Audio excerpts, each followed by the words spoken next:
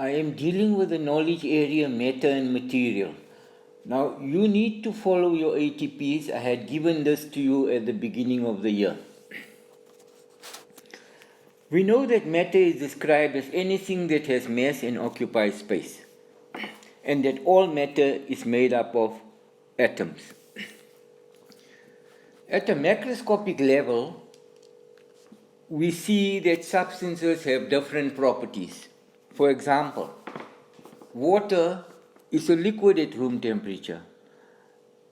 The boiling point of water is 100 degrees at sea level. Other liquids, for example, like acetone, glycerine, alcohol, they have different boiling points. We also see that metals are generally good conductors of electricity, whereas non-metals do not conduct electricity.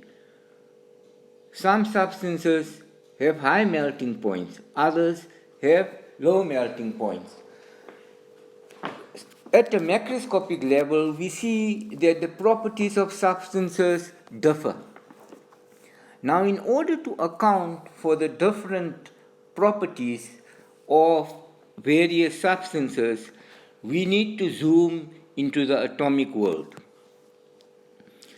the world of atoms, the world of molecules. And in order to explain what happens at the macroscopic world or at the observable world, or I might also say at the evidentiary level, we need to zoom into the microscopic world. And in order to account and explain for the phenomenon at the macroscopic level, we need to elicit ideas such as covalent bond, ionic bond, and metallic bonds. But before we go and explain some of these ideas, let's look at the periodic table. If we look at the periodic table, you'll notice that it has metals, metalloids, and non-metals. The metals are in yellow, the non-metals are green, and the metalloids are purple.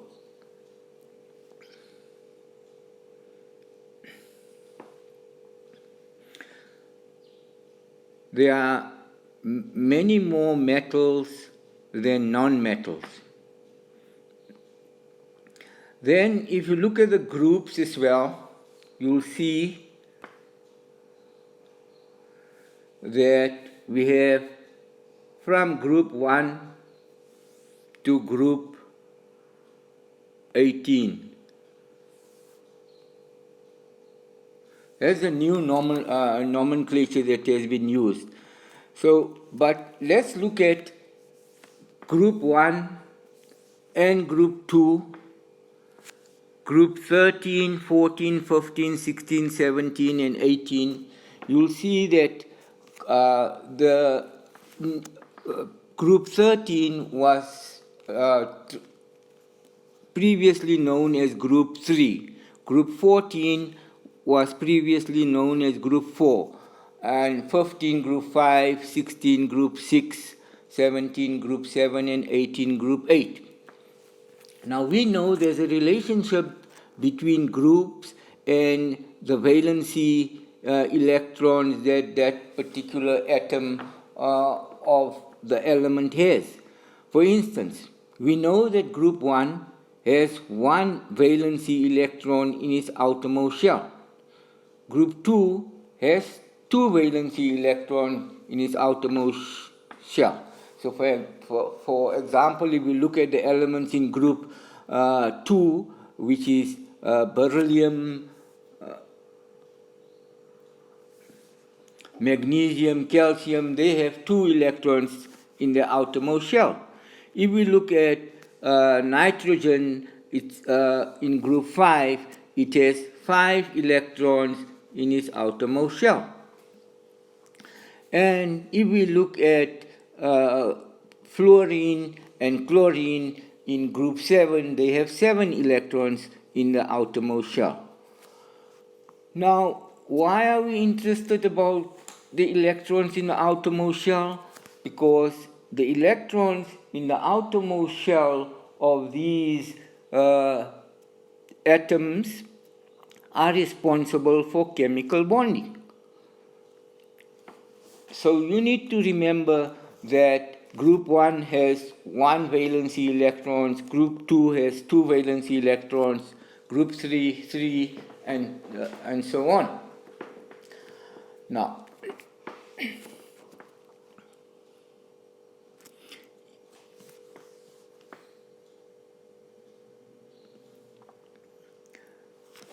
Now, in general, if we have nonmetals combining with each other, that's the green portion of the periodic table, like nitrogen, oxygen, fluorine, phosphorus, sulfur, chlorine. If nonmetals combine with each other, generally, then we have covalent bonds.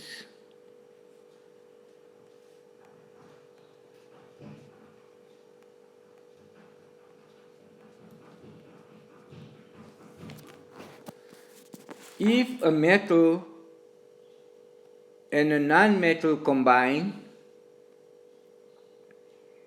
so if we have a metal combining with non-metals, we get ionic bonds.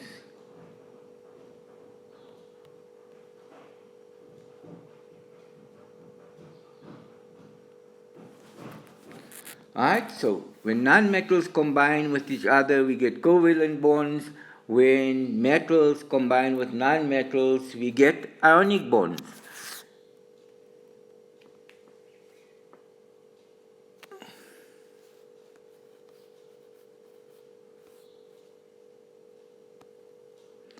And when metalloids combine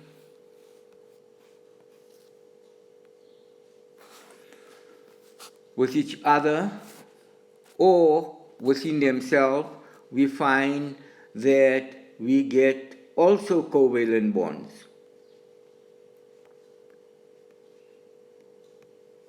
Right? So, when nonmetals combine with each other, we get covalent bonds. When a metal combines with a non-metal, we get ionic bonds. And when metalloids combine with each other or with themselves, we get the covalent bonds as well.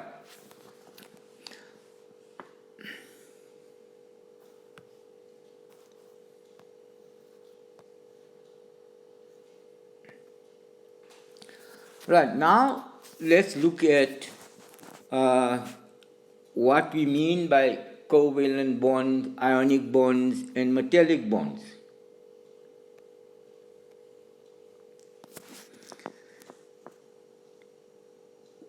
A covalent bond is a form of a chemical bond where pairs of electrons are shared between atoms. Right? Pairs of electrons are shared between atoms. And as I've indicated, covalent bonds form between non-metals. Metalloids also form covalent bonds.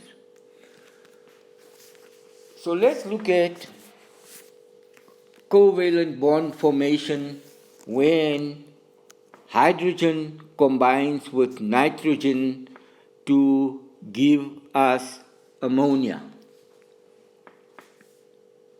All right, let's look at that.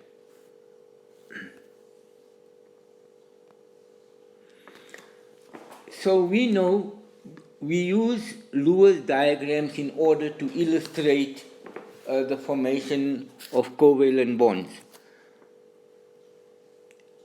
if we look at hydrogen, hydrogen is in group 1, so it has one valency electron. Let's represent that by an X. If we look at nitrogen, nitrogen has 5 valency electrons, so it's 1, 2, 3, 4, 5 valency electrons, since it is in group 5. But in the NH3 molecule, we have 3 hydrogen atoms, right?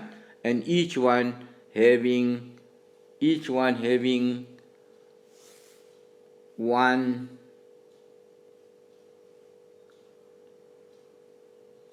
valency electron.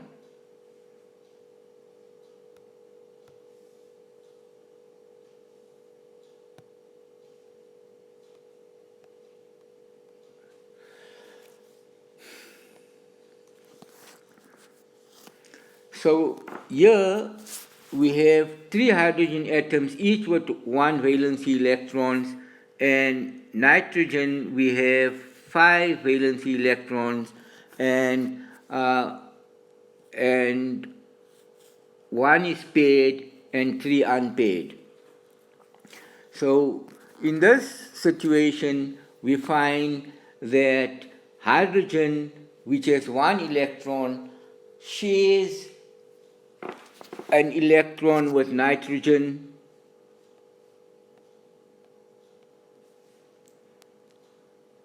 and they form a bond. And the bond between hydrogen and nitrogen is a covalent bond. The other hydrogen also forms a bond.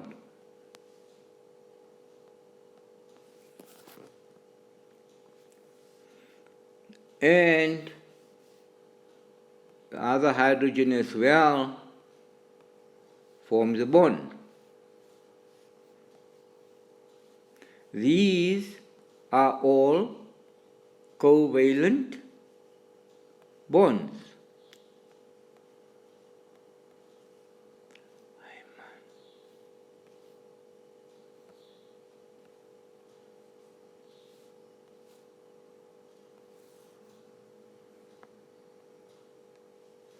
Covalent bonds.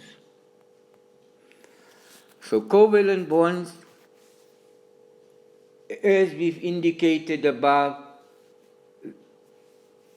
they are formed where pairs of electrons are shared between atoms. Here they sharing a pair of electrons, and here they sharing a pair of electrons, and they share a pair of electrons, and these are covalent bonds. They are regarded as actual chemical bonds, and it's essentially like as if we have some form of glue that's bonding nitrogen to each of the hydrogen atoms. So it forms a bond. And in order to break that bond, a lot of energy is required. Let's go to the next one. In hydrogen chloride, we have hydrogen which is in group 1, has 1 electron. And then we have chlorine, which has 7 electrons since it's in group 7. The 1 electron of hydrogen and the unpaired electron of chlorine, they share a pair of electrons, and it also forms a covalent bond. Right? bond. See, hydrogen is a non-metal, chlorine is a non-metal as well.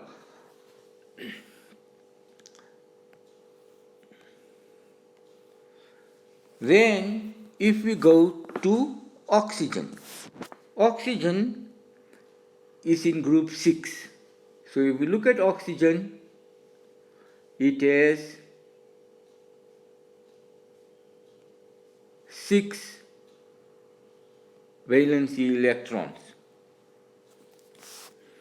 And if we look at another oxygen atom, right, I'll just represent it as a cross.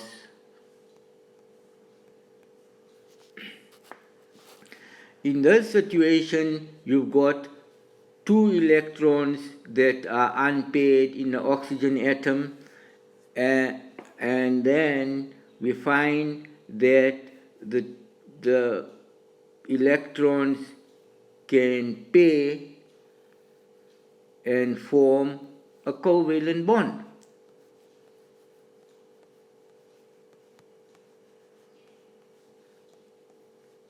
Covalent bond. In this case, they are sharing 2 pairs of electrons, so it forms a double covalent bond.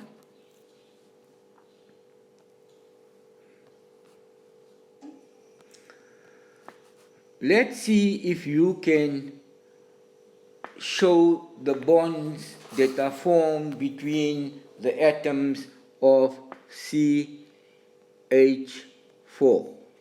That's known as methane.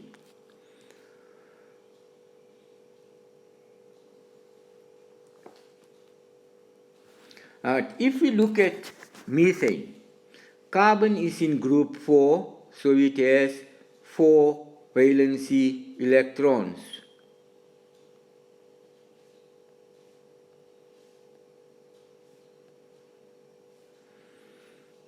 Hydrogen we know is in group 1, and we have 4 of them here.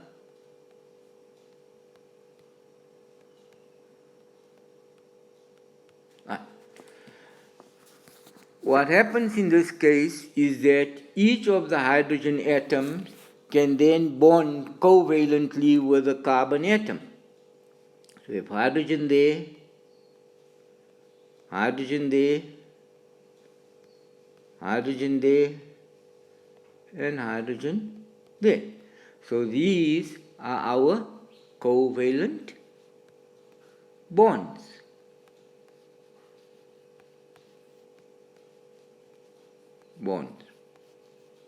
Right?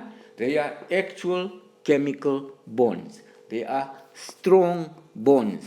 It requires a large amount of energy to break these bonds. When I say large, and if I have to give you a magnitude, it's in the order of about 200 kilojoules per mole. So chemical bonds are generally strong, and it requires comparatively to other forces a large amount of energy. Now let's look at the kinetic molecular theory. Okay, but before we do that, so here we have these particles. We have ammonia. That's a particle of ammonia or a molecule of ammonia. Here we have this particle, which is hydrogen chloride. That's a molecule of hydrogen chloride. And that's a particle as well. We can call it a particle for just communicable purposes. Then we have oxygen. Oxygen, or the O2 particle, is also a molecule as well. Now, these are different type of particles. Now, you'll remember that at the beginning of the year, we spoke about the kinetic theory of matter.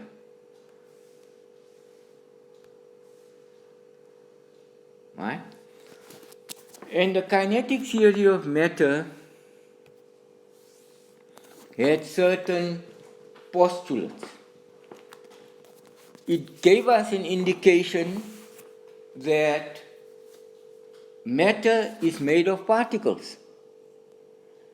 And these particles, we know, are in constant motion. Let's just look at the arrangement of these particles in the solid, liquid, and gaseous state. We know that in a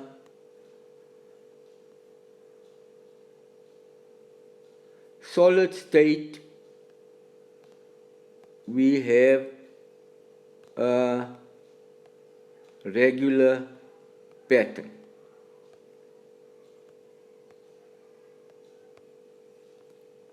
So that's like in a solid state.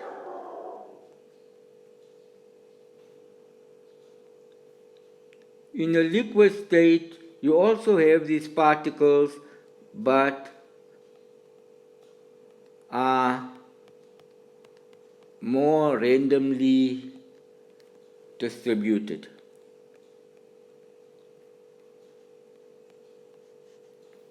And in a gaseous state, they are far apart. Gas.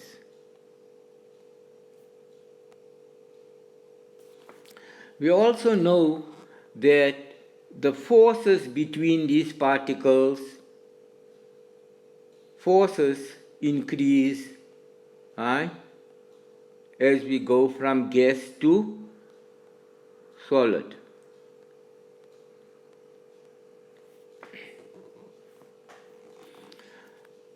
As we go from gas to solid, the forces increase between the particles. Now, these particles could have been like, for instance, ammonia. It could have been hydrogen chloride. It could have been oxygen, right? So, there are forces between these particles. Also, the thermal motion of these particles as we go from solid to liquid increases that way. That means thermal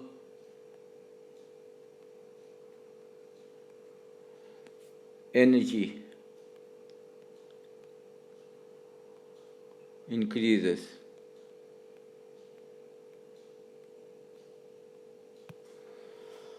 As we go from solid to gas.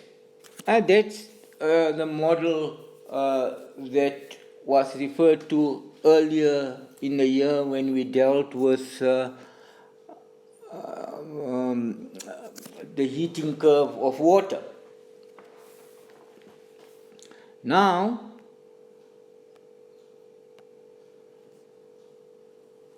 let's look at covalent bonds. Firstly, can form two types of solids. They can form simple molecular solids, usually when nonmetals combine. And they can form covalent network solids when metalloids combine. Now let's look at a molecular solid. Let's look at this molecular solid here. Let's think of this as being oxygen. We know that oxygen is a gas, but when it forms a solid, let's see how we account for that. So here we have oxygen. Remember we had oxygen like that. There, oxygen, and like that, and we had oxygen there was like that. Now, let's just look at this oxygen, and let's think. I have it here. So let's look at that oxygen there and this oxygen here, and let's look at that particle. So you have oxygen here, the O2 molecule, O2 molecule, these are particles, and I showed you in a kinetic molecular theory that they have a regular pattern, but this is shown in 3D. Now, between these particles, let's say that particle and that particle and that particle and that particle, there are forces.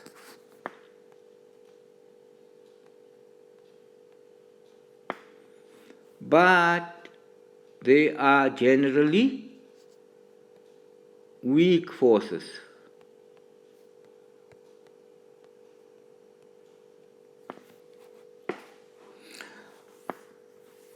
If we look at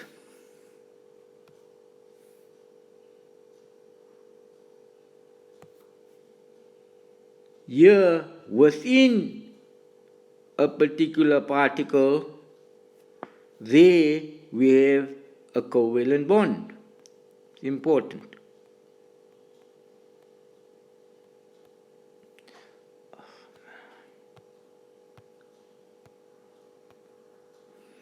Covalent bond, right? So within the particle we have covalent bond, and between particles we have weak forces. Now generally, to break covalent bonds, I had indicated that it takes around about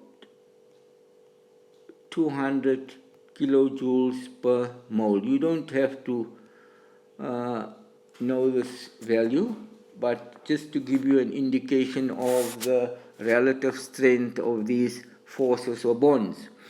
And these bonds within the particle are known as intramolecular forces.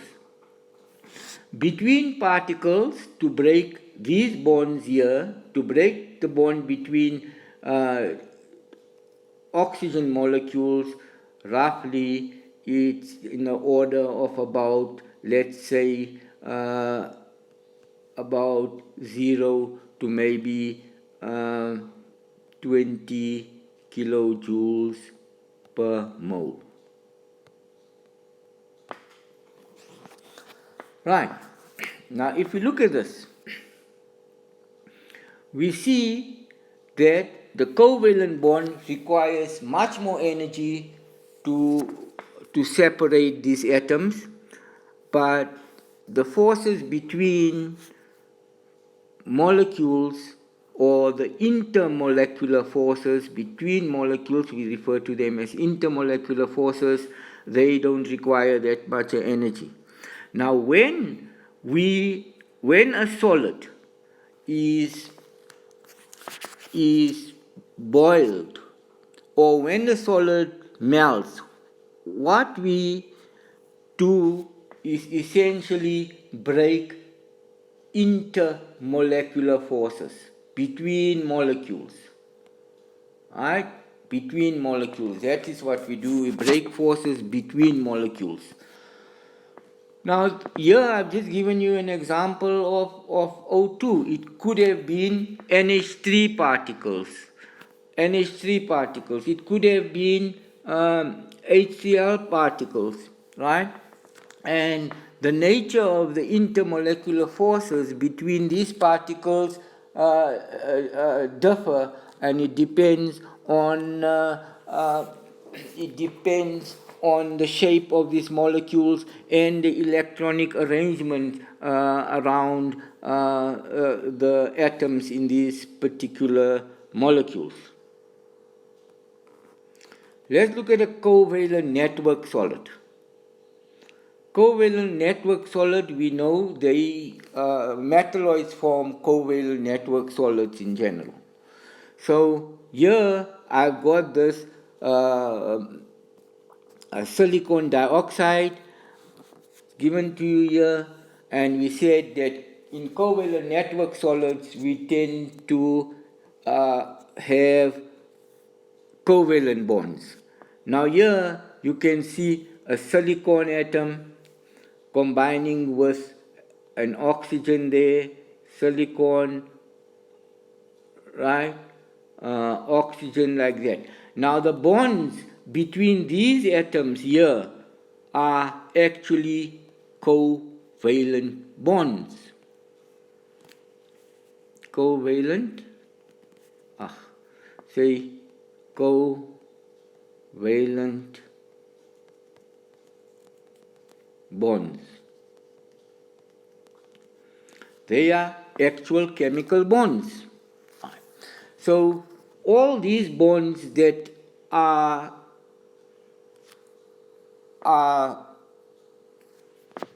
between these respective atoms are actual covalent bonds, and they are strong bonds. Let's look at another example. Here we have diamond and graphite. And diamond and graphite are actually allotropes of carbon. What do we mean by allotropes? Allotropes are like two different crystalline forms of the same particular element. So if you look at graphite, graphite is made of carbon, right? And if we look at diamond, diamond is also made of carbon. The only thing is the way it's bonded is different. And because the way it's bonded is different, it has different properties. We know graphite is black. We know diamond, it has a luster. So if we look at this, the properties differ, but both of these are regarded as network solids. And all the bonds between the respective atoms are covalent bonds if we look at diamond. They're all covalent bonds. If we look at graphite, we find that between the carbon atoms, the bond is covalent, but between the layers of these graphite layers, we find that there are intermolecular forces which are not actual chemical bonds. And therefore, we find the properties of graphite and diamond different. Let's now go to ionic bonds. An ionic bond is a type of chemical bond where one or more electrons are transferred from one atom to another atom. Right, let's exemplify this by using a Lewis diagram.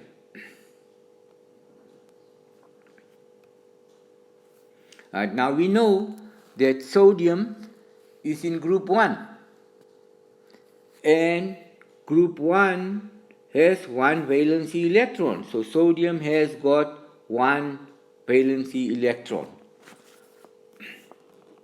We also know that group 1 and group 2 elements normally lose electrons. So metals generally tend to lose electrons in a chemical reaction, and non-metals tend to gain electrons in a chemical reaction. So here I've shown you that sodium it loses an electron and it becomes a sodium ion, and an electron is formed. What then happens is, here we've got chlorine, which is a nonmetal, gains the electron and forms a chloride ion. So we have sodium ion plus we have a chloride ion, and because these are oppositely charged, we find that there's an electrostatic attraction between these oppositely charged particles, and they form an ionic bond. So an ionic bond is formed by the transfer of electrons between a metal and a non-metal. So you will see this bond is different in the sense that the force is between a positive ion, which we know is also a cation, and a negative ion is a anion. So here we have an ionic bond. Let's look at the ionic bond for magnesium oxide.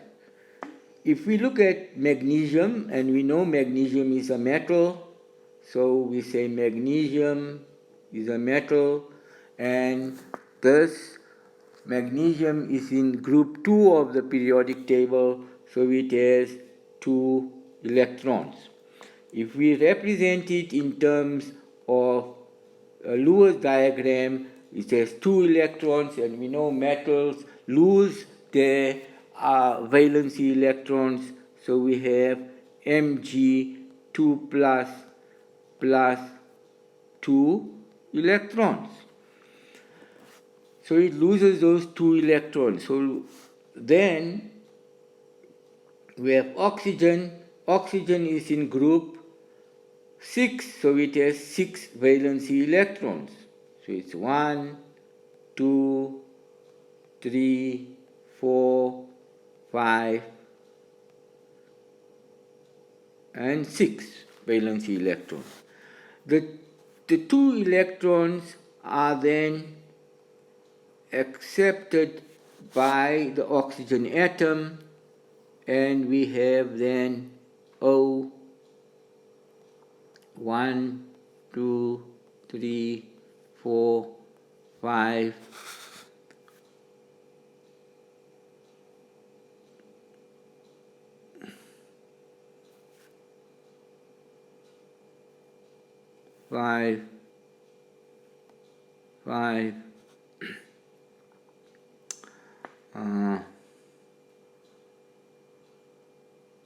not 5, 6, 8, and that has like a 2 negative charge, because it's a neutral atom, got 2 electrons, and it becomes 2 negative. So here again, what has been formed? Ions have been formed.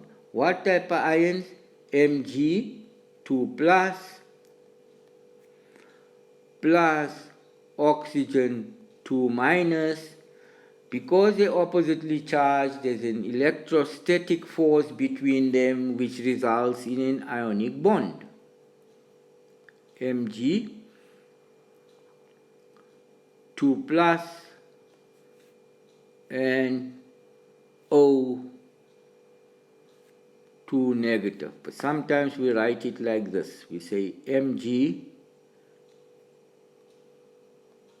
plus and we say O2 negative. Okay, so that gives us the ionic bond that's formed between the respective ions.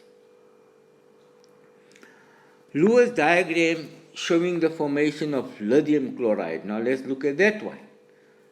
If we look at lithium chloride, so let's say lithium is in which group?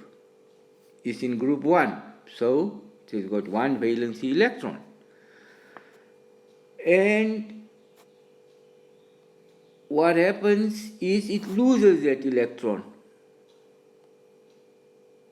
It loses that electron and it becomes a positive charge.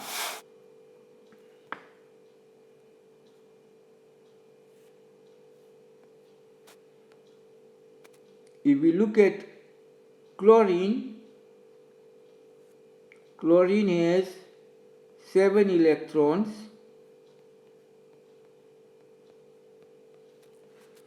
It accepts the 1 electron and it forms Cl minus. So here we have then Cl, Cl, Cl, Cl, Cl, and the 1 electron that it accepts. So now we have lithium plus Cl minus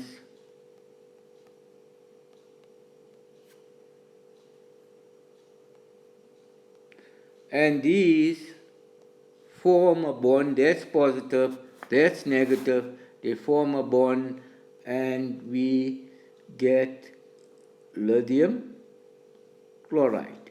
So we can even do it like that, and we say Cl like that, and I can show the electrons there.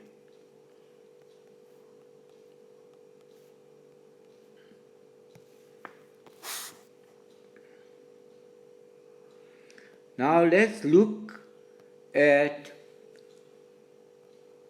the ionic solids. So what happens in terms of the solid? We have here we've got sodium ions, chloride ions, sodium ions. So there's the chloride ion. Those are the sodium ions, right? And we know that between the sodium and chloride ions we have an ionic bond. Here this is more like a space filling model. Let's look at it here. Here you have a crystal lattice. What's a lattice? Is essentially an arrangement of these ions spatially. So that's Cl minus and that is Na plus. So again, when we dealt with the kinetic molecular, the kinetic theory of matter in a 2D representation, I showed you that these particles are arranged in a fixed pattern in solids. Here it's just showing you the arrangement of these particles in 3D. But the thing about this here is all these bonds between sodium ion and the chloride ion are ionic bonds. Ionic bonds. Everywhere here between any of these, it's ionic bonds. Those are ionic bonds, and they are actual chemical bonds. When do we get chemical bonds? Either when electrons are transferred or electrons are shared. And chemical bonds are generally very strong, and a lot of energy is required to break them. So that is why in this system here, you find that all these bonds between these respective ions are ionic bonds, and a lot of energy is required in order to break these bonds, and we find that the melting points are high. Here's another example. It's lithium chloride. Same thing, that's ionic bond, ionic bond, ionic bonds. These are all ionic bonds. They are between these particles, right? And they are relatively strong.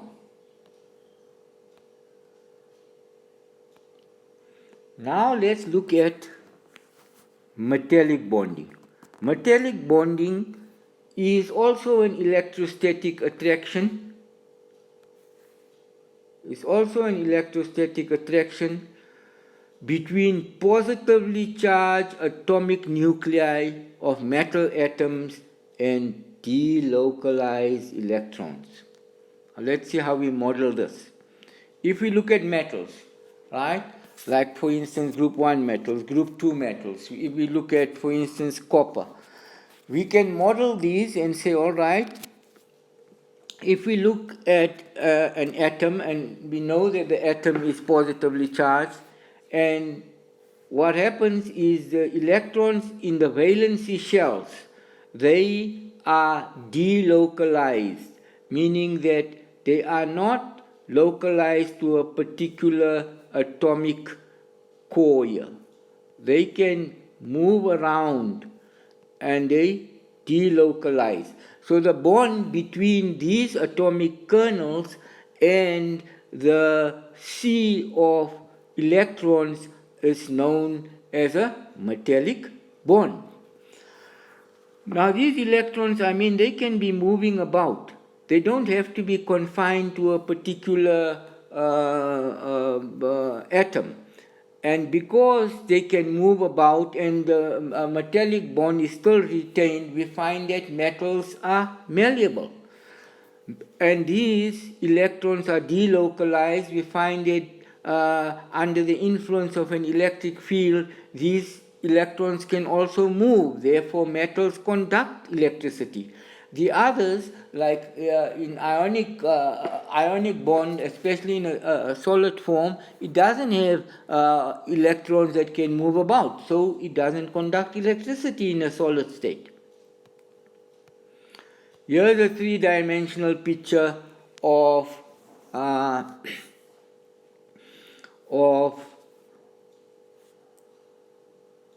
the metallic lattice, right? Where you have all these atomic kernels and electrons floating or delocalized within this system. So the metallic bond is different from the covalent and ionic bond. In ionic bond, electrons are transferred, and in a covalent bond, electrons are shared. Right, now here we have an exercise.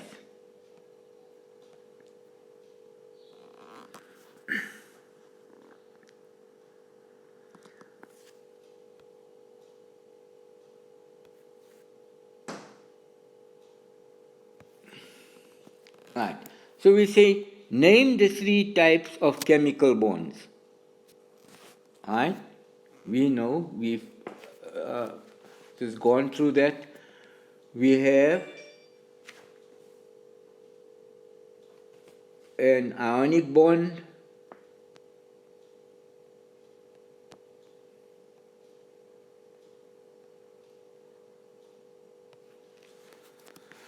we have a covalent bond,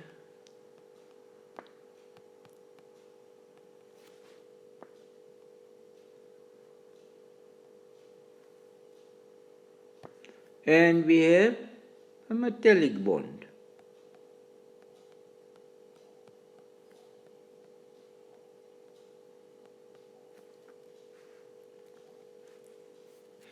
When atoms bonded together by covalent bonds form two types of molecular structures, right? Covalent bonds.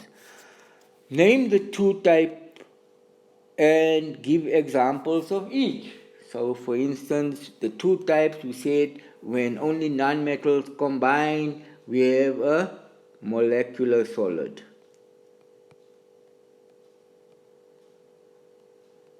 a molecular solid. Right? And when metalloids combine, we find that we have a covalent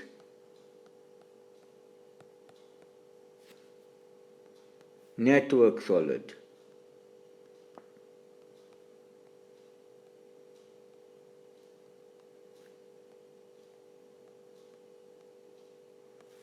And say name and give examples of each. A molecular solid, we've dealt with it. It could be O2, NH3, and HCl. Network, so a molecular solid there would be then like NH3, right? And a covalent solid would be like diamond or graphite.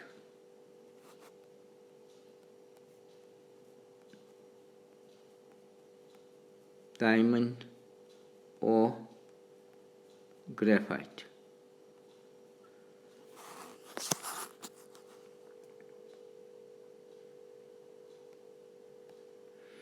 Alright, now what you can do is complete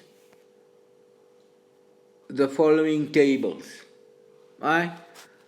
And the next time we meet again, we'll go through these exercises.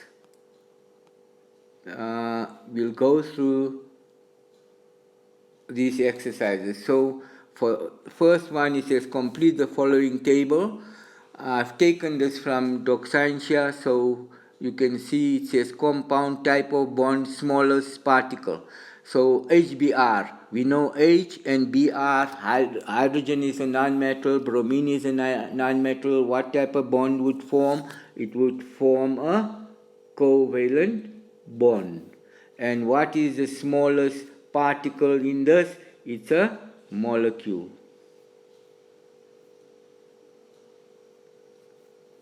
You should complete the rest.